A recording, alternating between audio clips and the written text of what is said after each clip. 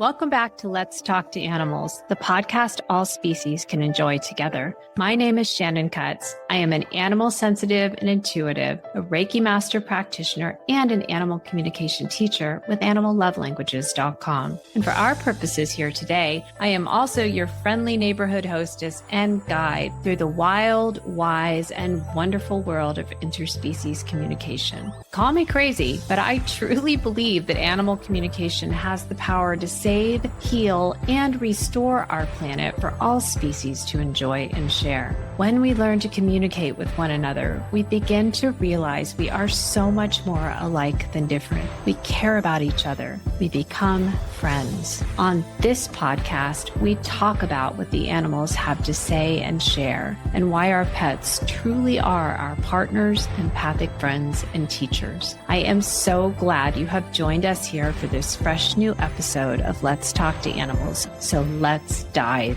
in.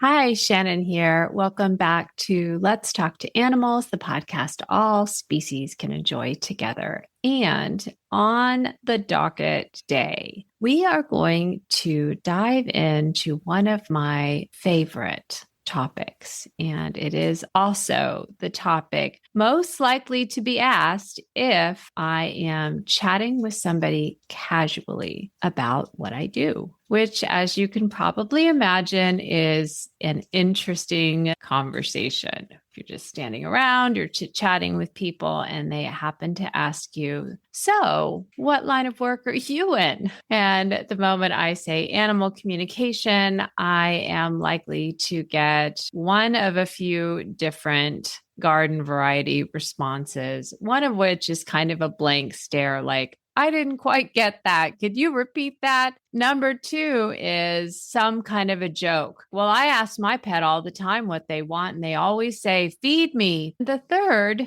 is a response of genuine curiosity. It's also the rarest, but when it happens, it makes my day. Tell me a little bit more about that. What exactly does that mean? How does it work? And I can always tell when there's this upwelling, genuine interest. And that gives me just the opening I need to dive into one of my favorite topics. And so that's what we are going to explore today here on Let's Talk to Animals, is what I call the fundamentals of animal communication. So in other words, if you are even the slightest bit animal communication curious, if you have had what I call breakthrough moments, where you have maybe sensed or felt or simply known that you were engaged in some kind of a two-way information exchange with another being who didn't happen to be a Homo sapiens, whether it's a wild animal or an insect or a domestic animal belonging to someone else, or maybe one of your companion animals, but you didn't exactly know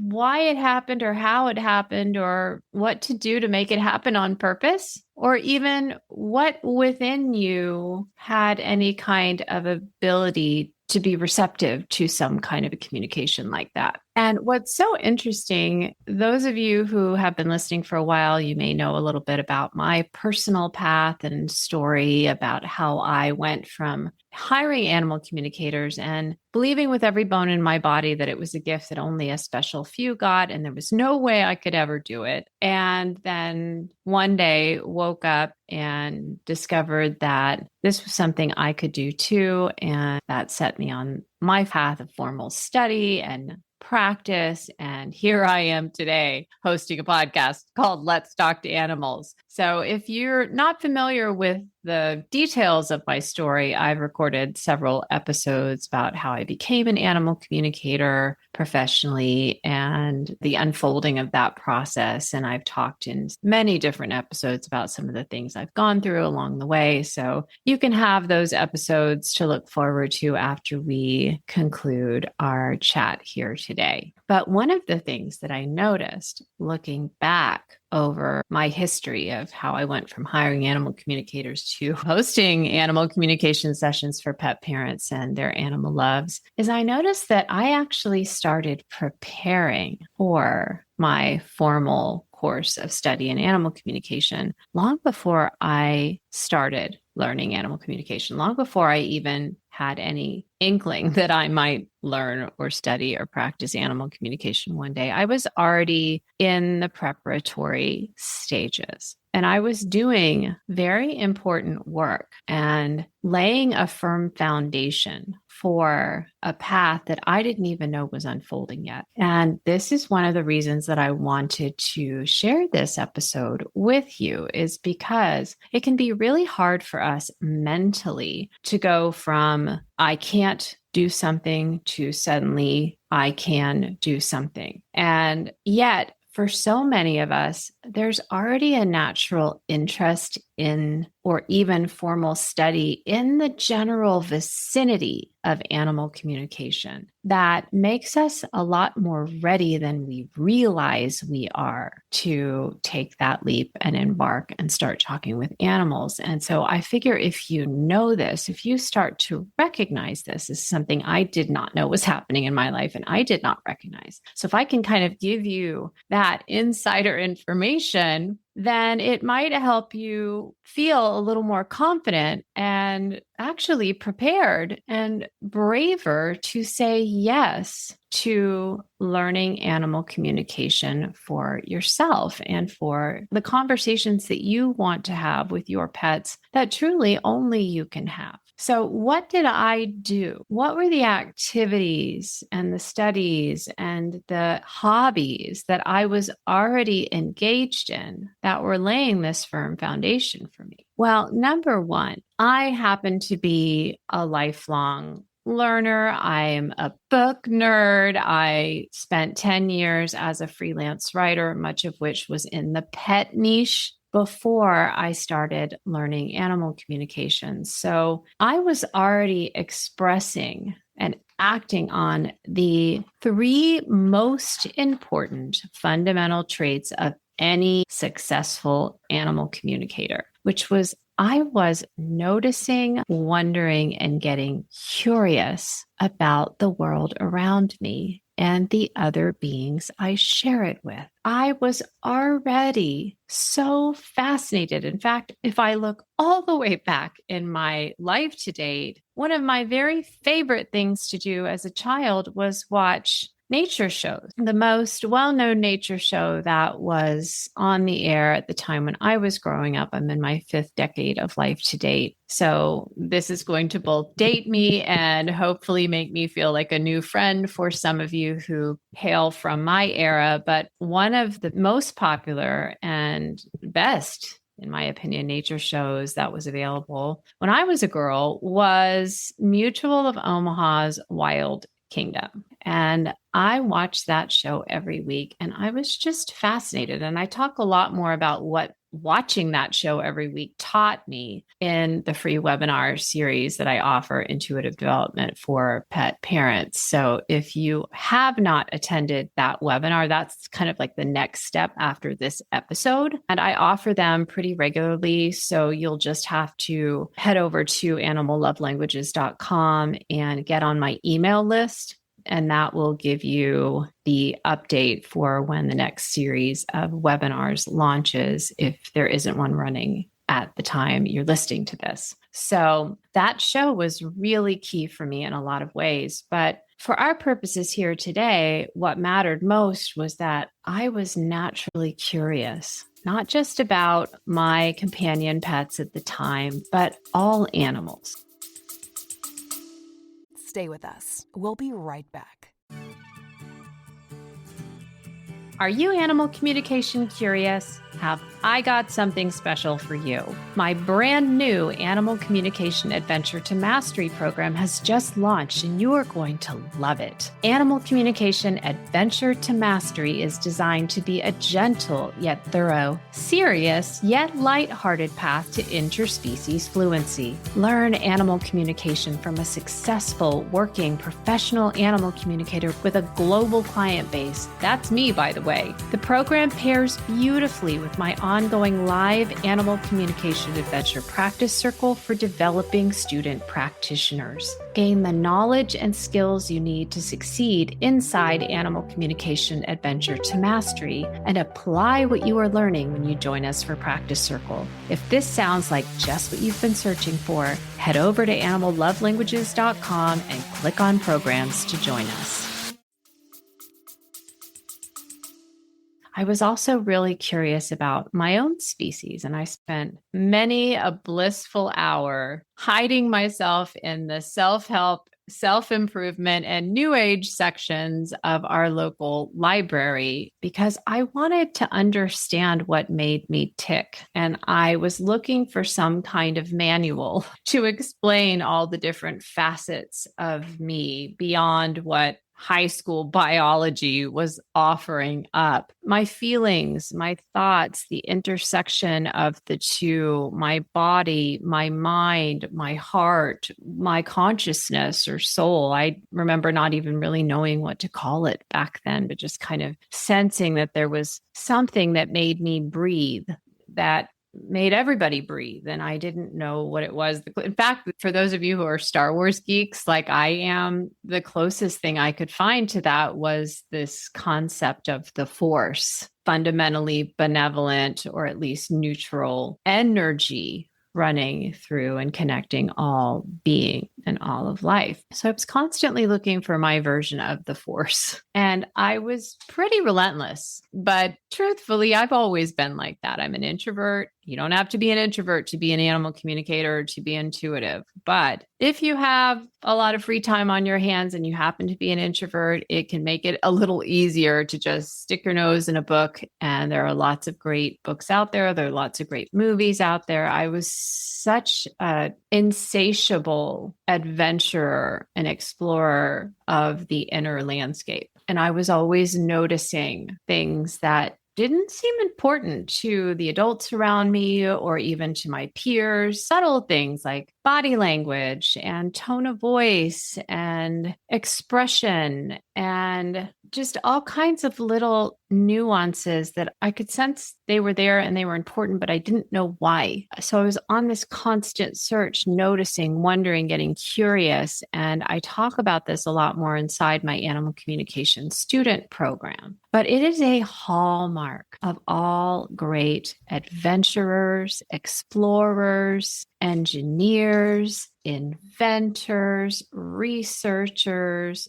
groundbreakers, pioneering thinkers, because it stretches us into the realm of imagination, which is a gateway to intuition. So there is something to be said for recapturing the gift and the skill of noticing, wondering, and getting curious, and allowing our natural curiosity to lead us into new adventures, into a rekindling of our ability to imagine, not just so we can manifest more money, a better life, a life partner, whatever it is that we want that's on our bucket list or our to-do list, but as an exploration worthy of embarking on simply for its own sake. Both imagination and intuition share a pathway through the subconscious mind, which relates to the right brain hemisphere, which relates to an entire module inside my Animal Communication Adventure to Mastery student program, where we talk about why we have two different brain hemispheres and what each one is supposed to be used for. And so for our purposes today, because that would take us down a completely different path, just know that encouraging yourself, giving yourself permission to notice, to wonder, to get curious, to daydream again, to imagine as if, to play with things like manifesting something small, like finding a penny on the sidewalk or your dog licking you right on the nose when you get home. Those are building blocks to something bigger and more cohesive that in time can turn into a bona fide interspecies conversation. How cool would that be? Maybe pause this podcast episode right now for a moment and allow yourself to wonder, notice, get curious, and imagine as if you're having a two-way interspecies conversation right now. That's excellent practice for actually doing it. The next thing that has been really helpful for me, and again, those of you who've been following my journey and this podcast for a while, you may be aware that earlier in my life, I had a significant struggle with mental health. I had a very serious issue with an eating disorder and cyclical depression and anxiety and even panic attacks. And it took me a good 2 decades to claw my way out of that mess. And along the way, I added huge variety of coping skills and tools to my Homo sapien life survival skills toolkit. And one of those skills that was so essential that serves me well to this day is I had to learn how to notice when I was having an emotion, number one, and I had to be able to name what that emotion was, number two. And for most of us, just the way that we are educated is we're not encouraged to feel, we're encouraged to think. And again, I go through this in a lot more depth in my Intuitive Development for Pet Parents webinar series and the student program for animal communication. But for our purposes today, just understand that nothing in your background, education, and workplace training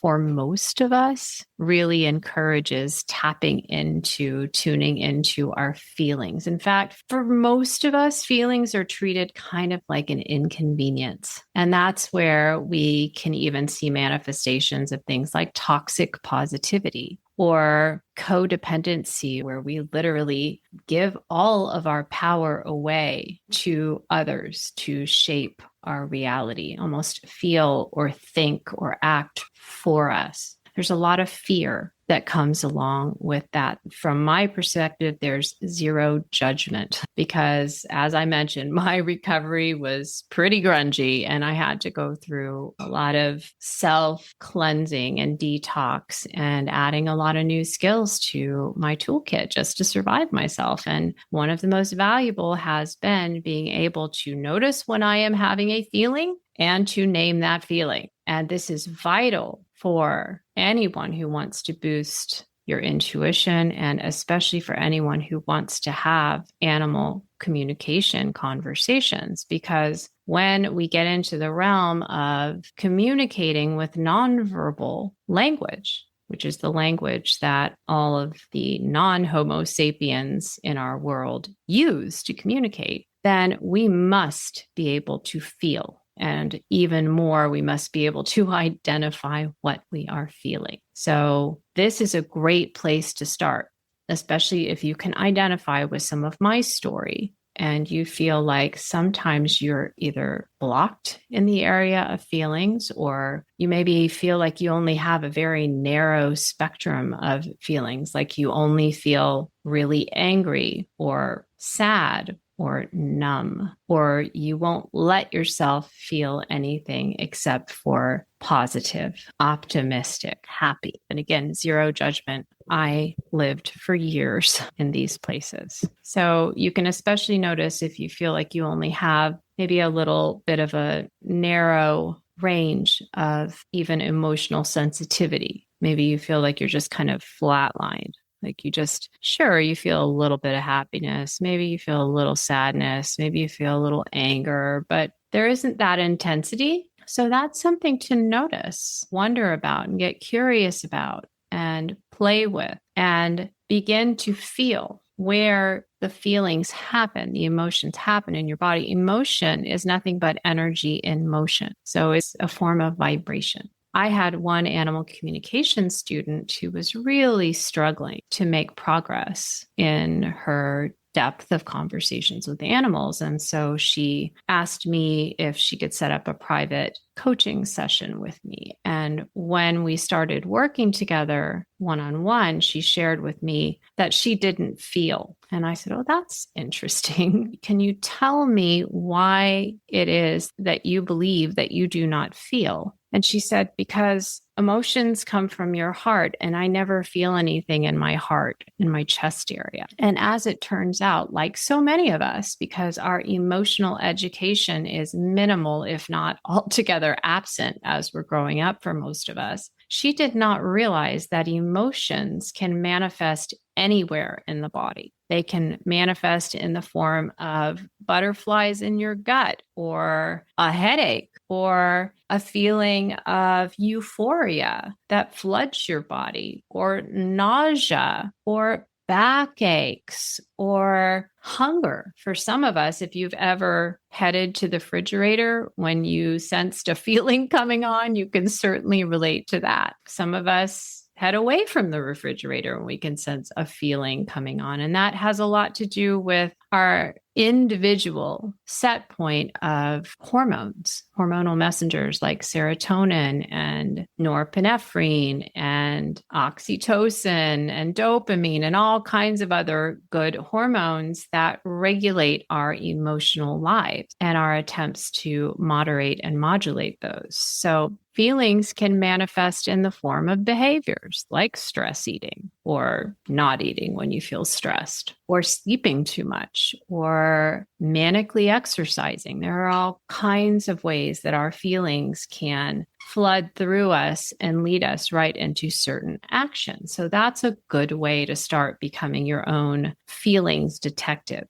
is to notice what I call patterns in the chaos. You notice yourself doing a certain thing again and again and again, and especially if you feel like you're a little feelings repressed or feelings blocked, you can start to trace that back and begin to notice, well, what happened just before I went for my 5th dog walk of the day, or I took another nap, or I headed to the refrigerator again? Start to notice, was there the inkling of a feeling there? And if so, can I challenge myself to get curious enough to notice what feeling might it have been? And to identify that, you can take one more step backwards and notice what happened just before you felt that inkling of a feeling that flooded through you in the form of energy and motion and sent you right to the refrigerator or the bicycle or Netflix to numb out with another binge watching episode. So backtracking a little, this is something I did daily when I was recovering from my eating disorder. I didn't really have the option of formal treatment, so I had to kind of do it yourself with books and mentoring. And I kept a journal, and I would track back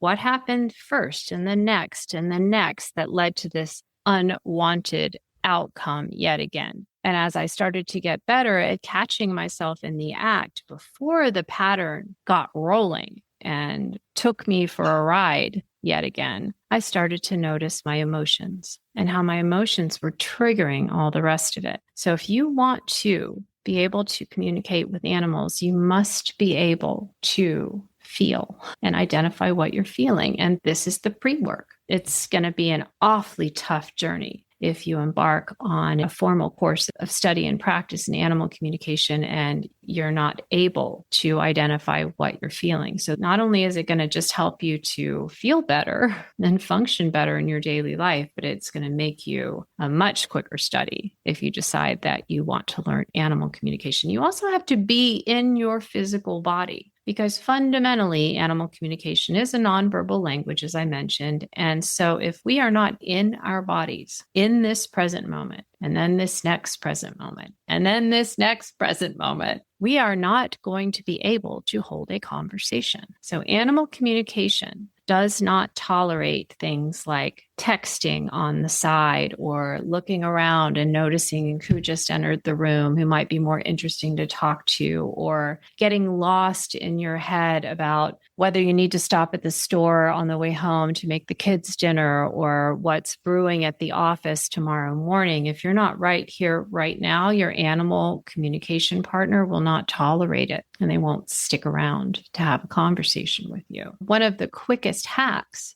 for how to be in your body and stay in your body, surprisingly, actually has to do with how you listen. So when we're trying to text on the side or we're secretly running through our to-do list in our head while we're engaged in a conversation with someone, we've essentially left the conversation. We flatter ourselves, or at least I flatter myself, that I can multitask in that way. And I actually really can't. People that think they can multitask and say they can multitask, they just get really, really good at switching back and forth between different types of listening styles very, very quickly. In the same way that any animal communicator that you work with who tells you, well, I hear the animals talking to me just like you're talking to me now, that's not actually how it happens. They've just gotten really, really good at the art of translating the nonverbal into the verbal. And that's why I take the time inside Animal Communication Adventure to Mastery to break down for you exactly how it does happen for all of us, using a strategy that one of my mentors calls slowing down to speed up, so that you understand every single step from start to finish. And then slowly but surely, you can start putting all those pieces in place, practicing the process, and then you speed it up over time as you get better and better and braver and more confident until, yeah, sure, it does feel like the animals are talking to you in your head in words just like people do, but they're not. So we've got to be in our body. And there are 5 keys to being in your body. And I'm going to address the most important and the most overlooked one first, which is how we listen. There are 3 main types of listening. The first 2 are societally encouraged, if not outright enforced. This is what the Toltec shaman and best-selling author Don Miguel Ruiz calls domestication. It's how we're educated. Again, it's also how we're trained. We're trained to either already know something, as in, I could regurgitate that on a test and get an A any day of the week and twice on Sundays, or we're encouraged to either agree or disagree with something. And those are the 2 types of listening styles that are taught. We're taught to listen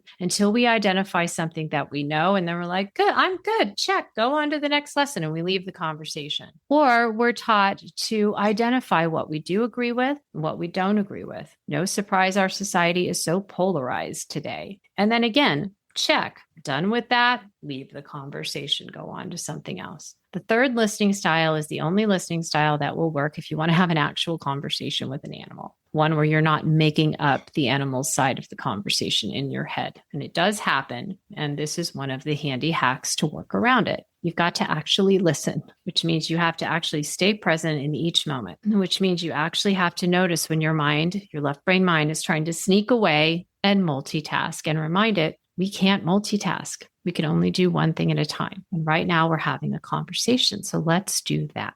The mind wants to think. So if you tell it, think about this right now, it will. If you don't tell it, it's going to try to sneak away and think about something else. That's just the nature of the mind. There's a whole nervous system related reason for why our minds act the way that they do. And that too is very important to understand. But right now we're just laying the foundation. We're just getting acquainted with what is needed before we even embark on an animal communication learning journey. And this is one of them. Noticing, how am I listening today? Am I listening to know something and check it off the list and move along, as if that's the only important thing that I'm here for? Am I noticing to agree or disagree with what I think I already know, and then I'm going to move along? Or am I listening to learn something new? Because if you're listening to learn something new, listening to learn more even about something you already know, then you're a good conversation partner. And here's the real fun part. You're not just a great conversation partner for the animals, but you are for your fellow humans as well. And that's the wonderful, the most wonderful, out of many wonderful things about learning animal communication. This is one of the many most wonderful, which is that it makes us a much better human animal in so many ways. So listening is the fundamental, and it's the one that's most overlooked. But there are also 4 other keys to staying in your body. Number 1 is how we breathe. And you might be listening to that going, oh yeah, I already know that. You might even be listening to that and going, I don't agree, or yeah, I agree with that. Okay, next. Let's stop and learn something new, because there are all kinds of ways to breathe, aren't there? It's one of the reasons I included an entire animal-themed breathwork mini course inside my Animal Communication Adventure to Mastery student program, because there are all kinds of ways to breathe. There are breathing styles that will keep us stuck in sympathetic nervous system mode: fight, flight, freeze, tend, or befriend. There are breathing techniques that will move us into parasympathetic nervous system mode: rest, digest, and reconnect. There are breathing styles that can influence our emotions, either extending emotions or snuffing out emotion. There are breathing styles that can lead us to optimal health, and breathing styles that can make us sick in body, sick in mind. So noticing how well you breathe is key to being in your body. I always joke with my students that oxygenated cells are intuitive cells, because cells that are struggling to get their fair share of oxygen are not going to be interested in sending and receiving neurotransmitters that help you decode nonverbal intuitive messages. So if you are not breathing deeply and fully and making sure that every single cell in your body has plenty of air and is on board to help you with your learning journey, you're basically cutting short your own potential needlessly. Think about how you feel when you're struggling to breathe. Are you interested in having a conversation about anything other than oxygen? Probably not. And the same thing goes for hydration, which is number 2. Hydrated cells, as I remind my students, are happy cells. We are anywhere from 60 to 90% water, depending on which body part we happen to be looking at. And our planet is, I'm not exactly sure the percentage, but it's at least 75% water. The animals we want to talk with are also largely made up of water. So if our cells are dehydrated, they're probably also struggling to breathe at that point. They're full of toxic waste, and they have other more important matters to attend to than pay attention to our animal communication learning goals. So staying oxygenated, staying hydrated are the 2 most important keys. The other 2, this is also not rocket science. You need to move your body and you need to rest your body, because our bodies have this groovy waste removal system called the lymphatic system. The lymphatic system is kind of like the shadow side, or the little sister to the circulatory system. And the circulatory system has this pump called the heart that keeps all the blood flowing, and ideally the oxygen and the water and all of the nutrients and everything, keeps it all flowing, making sure every cell has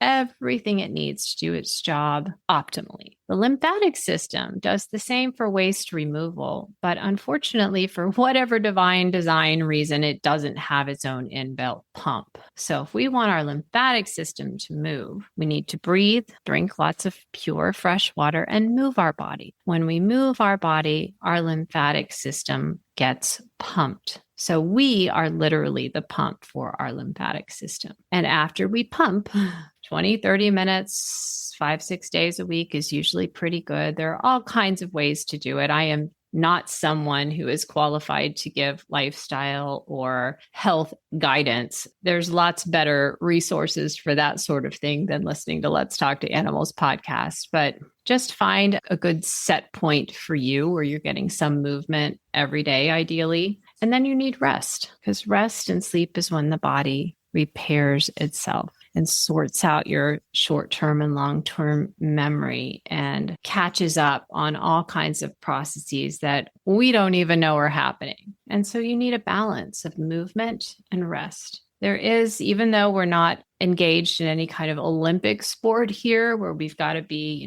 muscled and toned and all that good stuff, at some level, we have to have a baseline of good self-care if we want to have the deepest and most beneficial animal communication conversations. We can have animal communication conversations anytime in any state of health. So really, for our purposes here today, for this episode, I'm talking about really optimizing everything. So don't listen to this and think, well, if I'm not doing all of this, I'll never be able to have a conversation. That is far from accurate. We're talking about if you want to optimize your conversations and you want to have consistency, and especially if you're working your way through it and you feel like you're struggling to have consistency, these are just some areas to look at. And if you're animal communication curious, but you're really hesitant or you just think, I just can't do it, these are some easy preparatory steps to take that don't require a whole heck of a lot of extra energy or investment or courage from you. It can very gently and naturally lead you up to the starting gate. So I just want you to think of it like that. So in the same rate, the way that we nourish our bodies, the types of foods that we eat and the quantities that we eat, and paying attention to whether the foods that we eat are agreeing with us or not. If you've ever had an upset tummy from something you ate that didn't agree with you, and then you went and tried to have a conversation with anyone about anything, you might have noticed it was a little hard to concentrate. Same thing holds true when we're really thirsty or we're really tired. So it's just about optimizing the results, the outcomes of the conversations that we're having. The final thing that I want to share in terms of ways that you can start preparing for embarking on your animal communication adventure, whatever that looks like for you, is to notice how your body moves. And here I'm not talking about physical fitness or exercise. This actually has more of a tie-in to emotion, and I'm going to share a little story that will explain what I mean by that. When I first met my soul bird, Pearl, Pearl was with me for 24 years. I have recorded several episodes about our amazing journey and our amazing story. I've also written a book called Love in Feathers, What a Palm-Sized Parrot Has Taught Me About Life, Love, and Healthy Self-Esteem. He was with me for the grungiest parts of my mental health recovery journey. He is the animal who led me into animal communication, and he is now back with me in his reincarnated body as Miss Petal.